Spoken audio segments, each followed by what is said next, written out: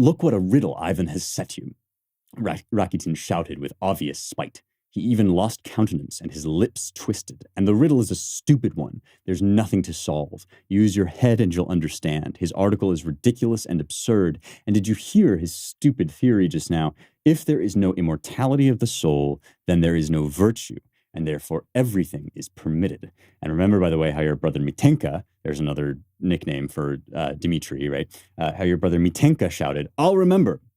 And attempting theory for scoundrels. I'm being abusive, which is foolish. Not for scoundrels, but for boasting schoolboys with unresolved depths of thought. He's just a show-off. And all it amounts to is, on the one hand, one can't help admitting. On the other hand, one can't help confessing. His whole theory is squalid. Mankind will find strength in itself to live for virtue, even without believing in the immortality of the soul. Find in it the love of liberty, equality, fraternity. Okay, so right off the bat, this is like a paragraph, and it's just brilliant. It's brilliant because of the scorn, first of all, with which the committed or the budding socialist regards an actually much higher intellect in Ivan, who has that Nietzschean insight that lesser intellects can't see, right? Ivan is tormented by the fact that if there is no God, and we will find soon that he can't believe or he can't grasp the nettle of traditional faith, right?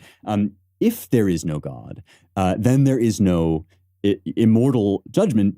And what you can get away with is what you should do, right? This is the kind of Thrasymacheian argument, or indeed even the Ring of Gyges that we get in the opening of the Republic, right?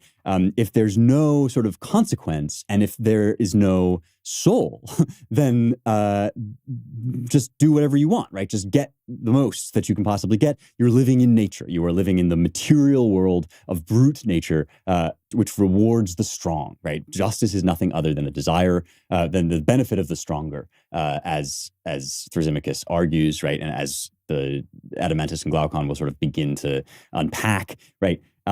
If there is no earthly consequence, that is, if you can be a Napoleon, right, and rise up and just take what you want, and if there is no spiritual consequence, and Ivan describes it in terms of the immortality of the soul, but it's really deeper than that. It's the existence of the soul altogether, right? Because the soul, which is also kind of expressed by Dostoevsky in that letter to his brother as the heart, right, is the thing that presents us with irrefutable evidence of the moral universe. That's what Raskolnikov comes up against when he commits his murder, right? He's argued his way into the utilitarian good of this murder, and yet he has been confronted face to face with the irrefutable exactitude, the actuality of this woman's soul, that he has just, that he's just killed her and she was a child of God, or, whatever twisted version of that he's coming to encounter, right?